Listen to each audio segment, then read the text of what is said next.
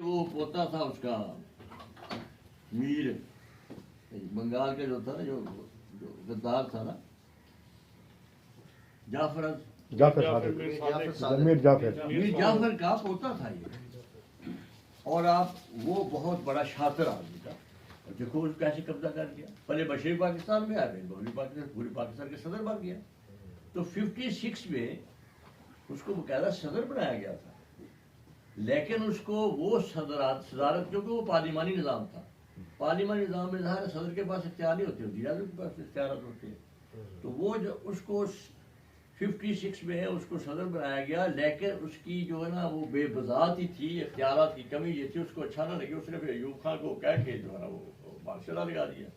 ایوب خان نے سوچا پھر جب ہم نے حکومت ان کو کروانی ہے تو ان کو کیوں کروائیں، ہم خود کیوں نہ کر لیں. چنانچہ انہوں نے خود قبضہ کر لیا. اس کے بعد پھر کیا ہوا، اس کے بعد پھر یہی بات چل پڑی. اس کے بعد جو ہے بجائے اس کے کہ ایوب کے جو آخری دور تھے اس میں ایک الیکشن کروا دیا جاتا، الیکشن کی بجائے یحییٰ خان نے قبضہ کر لیا. اور یحییٰ خان نے جو ملک کا حشر کیا وہ آپ جانتے ہیں. الیکشن اسے درست ہے کہ فیل کروائے، لیکن اس کے بعد نہ اختیارات نہیں دیے ان کو، مطلب اپنا جو پاور نہ دی. تو یہ ہمارے ہاں اب بھی یہ ہے کہ جب تک ہماری سیاست جو ہے اپنا راستہ خود نہیں بناتی اس وقت تک ہماری فلاح جو ہے نا وہ نہیں ہوتی. تو کشمیر کا مسئلہ جو ہے یہ پتہ نہیں کس طرح شعر ہے، گھر بر روئے زمین است، گھر جنت بر روئے زمین است، ہمیں است و ہمیں است و ہمیں است.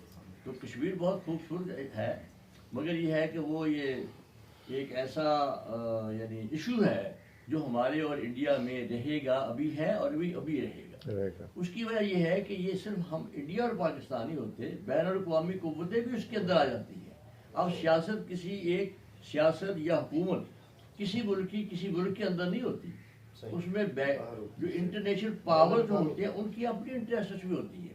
وہ کہتی ہے کسی کو مطلب یہ ہے کہ کسی مسئلے کو پرولونگ کرنا ہے، کسی مسئلے کو حل کرنا ہے، تو مسئلے جو مسائل جو ہوتے ہیں وہ حل نہیں ہوتے. بات یہاں جو ہے وہ ہے کشمیر اور اہل قلم کی.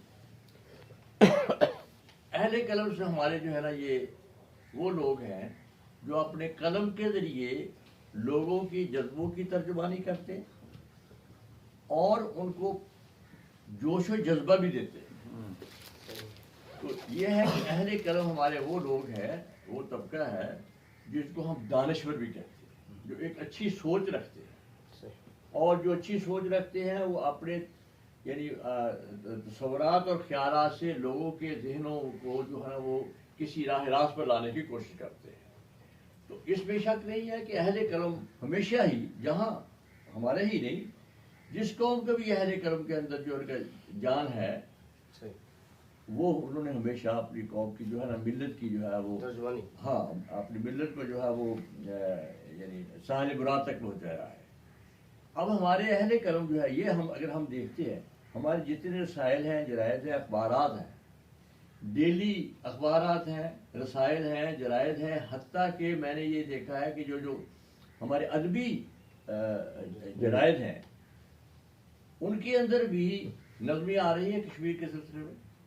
تو ہمارے اہل قلم جو ہے وہ ہر طرح سے اپنے مضامین کے ذریعے، اپنی نظموں کے ذریعے، اپنے خیالات کے ذریعے، اپنے اظہار کے ذریعے جو ہے نا وہ سارے کا سارا کشمیر کے مسئلے کو جو حل کرنے کی کوششیں کر رہے ہیں، لوگوں کے جذبوں کو گرما رہے ہیں.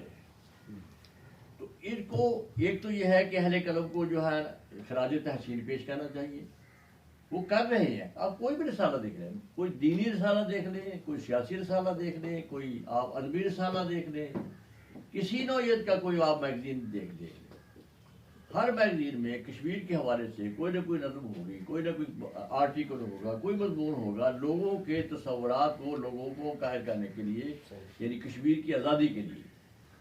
تو یہ رول ادا کر رہے ہیں اور اس کے اثرات آہستہ آہستہ ہوتے ہیں. یہ اہل قلم کے پاس کوئی توپ تو ہوتی نہیں، کوئی اپنا کیا نام اسلحہ تو ہوتا نہیں ہے. یہی ہے کہ لوگوں کے اندر یہ اپنا جذبہ پیدا کر رہے ہیں. تو وہ جذبہ پیدا کر رہے ہیں اور آج ہی ہماری کی جو ان کا مطلب یہی ہے کہ ہم اس اہل کرم جو ہے نا جو کام کر رہے ہیں ان کو کرتے رہنا چاہیے اور اس کے اندر اور زیادہ تعریف پیدا کرنا چاہیے۔ اس حوالے سے اپنا یہ قابل تاثیر ہے کہ راجر ان کو جاتا ہے انہوں نے کی، اور ہم سب لوگوں نے جو 2 گھنٹے بات کی ہے 1.5 گھنٹے بعد کشمیر پر بات کی ہے، اور ہم سب نے ایک دوسرے کے خیالات بھی لیے ہیں، اس کے اثرات بھی قبول کیے ہیں۔ تو یہ اہل کرم کا جو کمال ہے وہ یہی ہے کہ اس کے اثرات جو ہے لوگوں کے دلوں تک پہنچائے۔ بہت بہت